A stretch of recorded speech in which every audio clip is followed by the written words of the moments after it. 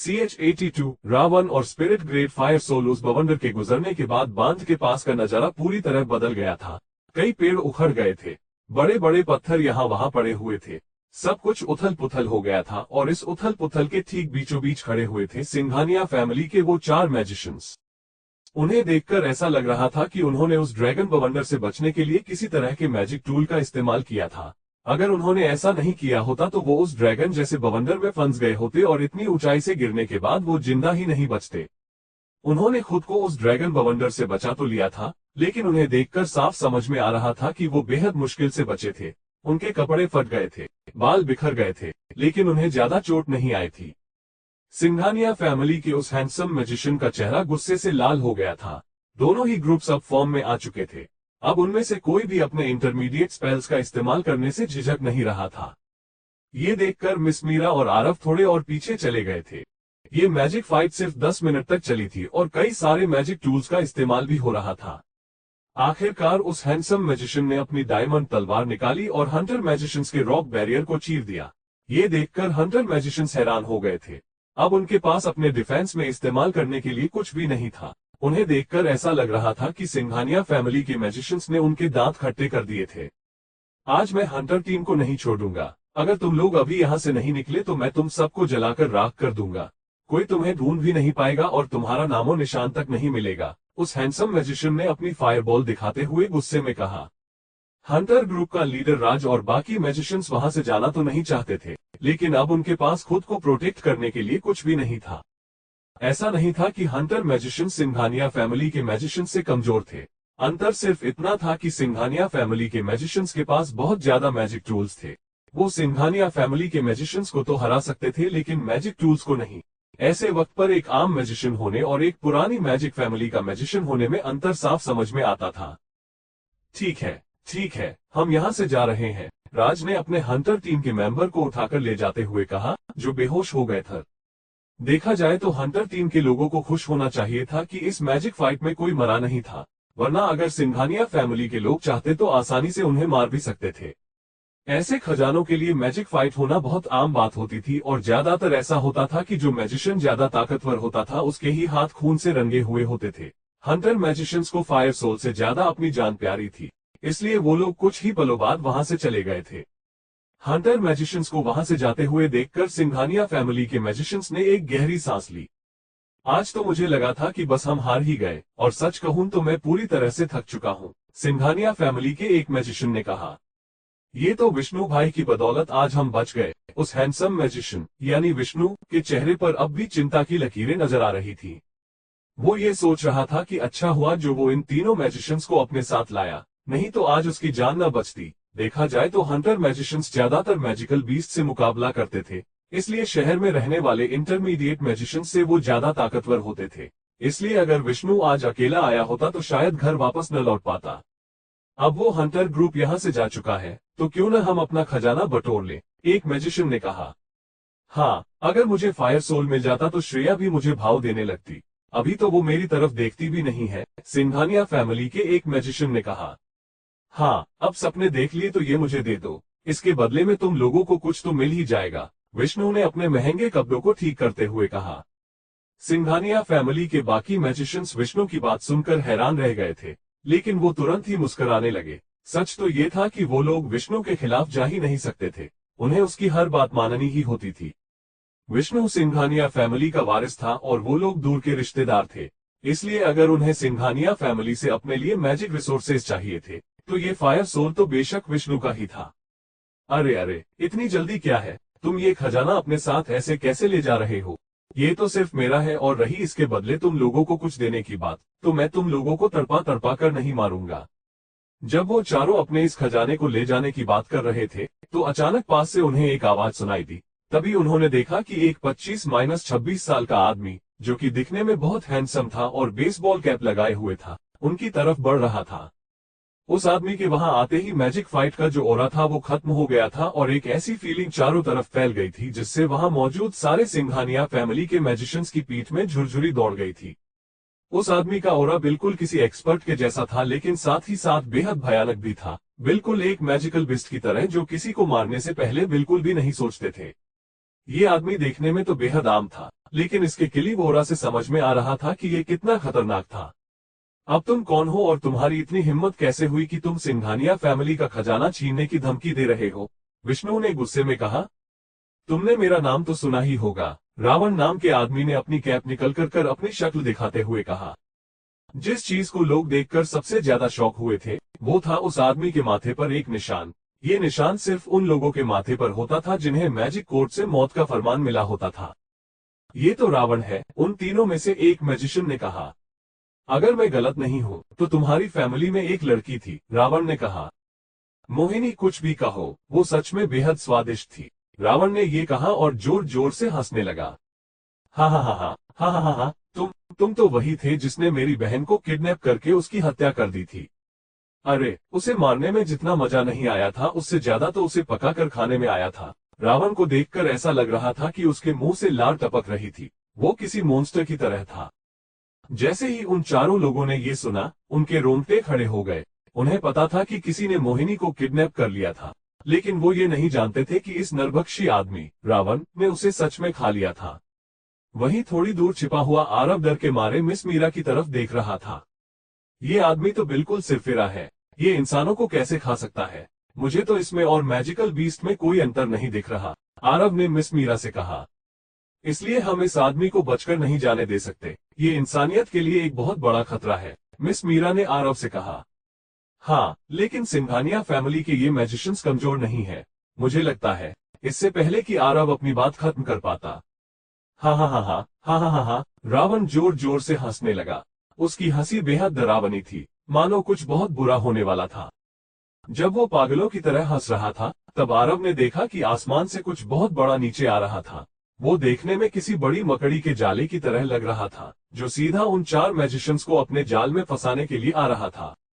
मैं तुम लोगों से पहले यहाँ आ गया था, और ये जाल रावण का तोहफा है तुम सब के लिए, जो मैंने पहले से ही तैयार करके रखा था, रावण ने कहा। एक काली मकड़ी और उसका बड़ा सा जाल अपनी रफ्तार से नीचे आता जा रहा था और उसके चारों तरफ काली धुंध छाई हुई थी। इस धुंध में मकड़ी की परछाई दिख रही थी, जो देखने में बेहद खूंखार थी और उन्हें ऐसा लग रहा था कि वो उनसे उनका सब कुछ छीनने के लिए उनकी तरफ बढ़ रही थी। ये तो कर्ज एलिमेंट है, जल्दी पीछे हटो, विष्णु ने जोर से चिल्लाकर कहा। वो चारों मैजिशियंस इसे देखकर पैनिक हो गए थे। उन्होंने आज से पहले ऐसा जादू नहीं देखा था जिसने उनके पूरे शरीर को पूरी तरह से जकड़ लिया था। वो लोग बुरी तरह मकड़ी के जाले की काली रस्सियों से बंध गए थे और अगर वो अपनी आंखें बंद करके कोई मैजिक स्पेल इस्तेमाल करने की कोशिश भी करते, तो ये मकड़ी उन्हें दिखाई देने लगती थी और वो अपने स्पेल्स को कंट्रोल नहीं कर पाते।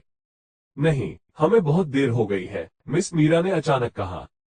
पहले मिस मीरा ने सोचा था कि वो रावण पर तब हमला करेंगे जब वो सिंघानिया फैमिली के मैजिशियंस को धमकियां दे रहा होगा, लेकिन किसे पता था कि उसने पहले से ही उन चारों के लिए एक खास जाल तैयार करके रखा हुआ था, ताकि वो एक ही झटके में उन सिंघानिया फैमिली के मैजिशियंस को हरा सके। कर्ज एलिमेंट की स्पेल्स बेहद खतरनाक और बुरी होती थी। अगर कोई मैजिशियन सतर्क नहीं रहता, तो इनसे कभी नहीं बच पाता था। सिंघानिया फैमिली के चारों मैजिशियंस का फोकस उस हंटर स्क्वाड से फाइट करने पर था, और जब वो लोग ये मैजिक फाइट जीत गए थे, तो रावण ने उनके थके होने का फायदा उठाकर उन पर अपने इस स्पेल का इस्तेमाल कर दिया था। उन्हें भनक भी नहीं लगी थी और उनकी मौत पक्की हो गई थी। सिर्फ इतना ही नहीं, बल्कि रावण की ये मकड़ी की जाल स्पेल 3rd लेवल तक पहुंच चुकी थी, जिस वजह से इसके जाल में फंसे हुए हर इंसान के दिमाग में एक डरावनी मकड़ी की परछाई दिखाई देती थी, जिस वजह से वो अपने मैजिक का इस्तेमाल भी नहीं कर पाते थे। सिंघानिया फैमिली के मैजिशियंस कमजोर नहीं थे, लेकिन इस कर्ज एलिमेंट के स्पेल का सामना उन्होंने पहली बार किया था और वो इससे बचने का कोई रास्ता नहीं जानते थे। उस मकड़ी के जाल में फंसने के बाद वो किसी आम इंसान की तरह बन गए थे जिन्हें मैजिक का कोई ज्ञान नहीं था। हमें तो खुश होना चाहिए कि हम वहां पहले नहीं गए, नहीं तो हम भी उन सिंघानिया फैमिली के मैजिशियंस के साथ जाल में फंस गए होते, आरव ने कहा। जिस गुनहगार को मिस मीरा सजा देना चाहती थी, वो तो एक मैजिकल बीस्ट से भी ज्यादा खतरनाक था। ये भी बिल्कुल किसी मकड़ी की तरह था जो अपना जाल बिछाकर उसमें अपने शिकार के आने का इंतजार करता था और जब वो अपने जाल में से निकलने की कोशिश करता तो उसे दबोच लेता था। अगर कोई स्पिरिट या लाइट एलिमेंट मैजिशियन इसका सामना करे तो इससे बच सकता है, लेकिन बाकी किसी भी एलिमेंट के मैजिशियंस इससे नहीं बच सकते। मिस मीरा सच में उन चारों मैजिशियंस की मदद करना चाहती थी, लेकिन अब उनके वहां जाने का कोई भी फायदा नहीं था। वो एक फायर और डार्क एलिमेंट मैजिशियन थी और इन दोनों एलिमेंट के स्पेल्स कर्स एलिमेंट पर काम नहीं करते थे। समनिंग एलिमेंट का क्या? आरव ने मिस मीरा से कह। मिस मीरा ने अपना सिर हिलाते हुए कहा, कर्स एलिमेंट की सारी स्पेल्स पहले से इस्तेमाल की जाती थी, और अगर समनिंग स्पेल से किसी मैजिशियन को मार भी दिया जाए जिसने इन स्पेल्स का इस्तेमाल किया हो, तो भी उसके स्पेल्स पर कोई फर्क नहीं पड़ेगा। कर्स एलिमेंट धीरे धीरे उनकी जान ले ही लेगा। अगर आसान शब्दों में कहा जाए तो जिस वक्त इन लोगों ने बिना ये जाने कि यहाँ कर्स स्पेल का इस्तेमाल किया जा चुका है, यहाँ अपना पैर रख दिया था, उसी वक्त इनकी जिंदगी इनसे छिन गई थी। ये इंसान तो सच में बेहद डरावना है। आरव के रोंगटे खड़े हो गए थे। मिस मीरा वहां मुट्ठी बांधे खड़ी हुई थी। वैसे तो मैजिक कोर्ट के जज होने के नाते उन्हें इन चारों लोगों को बचाना चाहिए था, लेकिन वो कुछ भी नहीं कर सकती थी। उस वक्त अगर वो रावण के सामने भी चली जाती तो सिंघानिया फैमिली के उन चारों मैजिशियंस को बचाना नामुमकिन था। अब वो सिर्फ इंतजार कर सकती थी उस पल का जब रावण उस फायर सोल की शक्ति अपने अंदर समा रहा होगा। वही सही मौका होगा उस पर हमला करने का, और अगर इस बार गलती से भी वो उसे पकड़ने में चूक गई तो न जाने वो और कितने लोगों की जान ले लेगा। रावण ने अपने मकड़ी के जाल से सिंघानिया फैमिली के मैजिशियंस को जकड़ लिया था। वो चारों के चारों सिंघानिया फैमिली के मैजिशियंस एक काली रस्सी में उलझे हुए थे, जो उनके दिमाग में जाकर उनसे उनका सब कुछ छीन रही थी। उनके चेहरे पर जिंदगी का नामोनिशान नहीं था। ऐसा लग रहा था मानो कुछ ही पलों में वो काली मकड़ी उनकी जान लेने वाली थी। उन चारों में से सिर्फ एक इंसान था जो इस हमले का सामना कर पा रहा था, और वो था विष्णु, जो गुस्से में रावण पर चिल्ला रहा था, अगर तुमने हमें अभी मारा तो सिंघानिया फैमिली तुम्हें जिंदा नहीं छोड़ेगी। तुम सिंघानिया फैमिली के लोग तो सच में बहुत बेवकूफ हो। जब मैं मैजिक कोर्ट से नहीं डरता तो सिंघानिया फैमिली से क्यों डरूंगा? ये निशान देख रहे हो मेरे सिर पर? इसका मतलब तो तुम जानते हो, जब मैं इससे बच निकला तब तो मैं किसी से भी बच सकता हूँ। रावण ने अपने दांत दिखाते हुए कहा। उसे इन चार इंटरमीडिएट मैजिशियंस की चिंता नहीं थी, जिनकी जान उसकी वजह से अभी कुछ पलों में जाने ही वाली थी। उसका पूरा ध्यान तो उस बांध पर था जिसमें जगह जगह दरारें पड़ गई थी, और जो उसने देखा उसे देखकर वो सच में हैरान रह गया था। यहाँ सच में एक नदी थी और साथ ही साथ एक फायर सोल भी, लेकिन पानी के पास किसी फायर सोल का होना उसे समझ में नहीं आ रहा था। कहीं ये वो खास फायर सोल तो नहीं जो सिर्फ जमीन के नीचे मिलता है? रावण ने मन ही मन सोचा। दरअसल वो खास फायर सोल जमीन के नीचे मिलता था और उसकी फ्लेम हजारों साल तक इस पृथ्वी की गर्मी को सोख कर बनती थी। इस फ्लेम का फायर सोल बेहद खास होता था क्योंकि कोई भी मैजिशियन इसे आसानी से अडॉप्ट कर सकता था और इसका इस्तेमाल कर सकता था। इस तरह का फायर सोल कई फायर मैजिशियंस के लिए बेस्ट था, और अगर इसकी नीलामी की जाती तो ये 2 से 3 करोड़ से कम में नहीं बिकता। बहुत अच्छे, एक बार इस फायर सोल को अपने अंदर समाकर मैं और भी ताकतवर बन जाऊंगा और मैं फिर जो भी करना चाहूंगा वो कर पाऊंगा। रावण खुश होकर चिल्ला रहा था। अभी एडवांस्ड मैजिशियन बनने के लिए रावण को बहुत कुछ करना था, और आम कंडीशंस में इतने कम समय में उसकी शक्ति का बढ़ना बिल्कुल नामुमकिन था।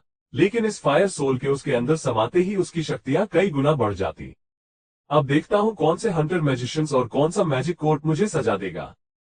तभी एक धमाके की आवाज आई और उस टूटे हुए बांध के चीथड़े उड़ गए। उसकी जगह एक गड्ढा था जिसमें फायर सोल था। ये फायर सोल जमीन से ज्यादा नीचे नहीं था। ऐसा एलिमेंट सोल जहां भी मौजूद होता था वहां आसपास कई सारे बदलाव आते थे, लेकिन जब ये बदलाव कई गुना बढ़ जाए तो इसका सीधा मतलब होता था कि ये फायर सोल जमीन से सिर्फ ढका हुआ ही है। जैसे ही धमाके के कारण वो गड्ढा हुआ तो उसमें से अचानक फायर फ्लेम्स निकलने लगी, जिनसे एक बहुत बड़ा पिलर बन गया। हाँ हाँ हाँ हाँ हाँ हाँ हाँ हाँ। इस फायर फ्लेम के पिलर को देखकर रावण पागलों की तरह हंसने लगा। उसे भरोसा ही नहीं हो रहा था कि आखिरकार उसे ये फायर सोल मिल गया है। उस फ्लेम को देखकर ही लग रहा था कि ये फ्लेम कोई आम फ्लेम नहीं बल्कि रोज फ्लेम था। आम फायर फ्लेम का रंग सुर्ख लाल होता था और इसे कॉमन ग्रेड फ्लेम कहा जाता था। कोई भी मैजिशियन जिसने फायर एलिमेंट को अवेकेन किया था वो इस फ्लेम को कंट्रोल कर सकता था। लेकिन रोज फ्लेम एक आम फ्लेम नहीं बल्कि स्पिरिट ग्रेड फ्लेम होता था, जो कुछ खास जगहों पर ही मिलता था, और इसका रंग बिल्कुल किसी सुंदर गुलाब की तरह होता था, इसलिए इसे रोज फ्लेम कहते थे। इतना ही नहीं बल्कि इसकी शक्ति किसी आम फ्लेम से कहीं ज्यादा होती थी। ये दिखने में सुंदर और हमला करने में बेहद खतरनाक होती थी। ये रोज फ्लेम देखकर रावण को महसूस हो रहा था कि इसके लिए उसे जितनी भी लड़ाई करनी पड़ी थी वो बेकार नहीं गई थी।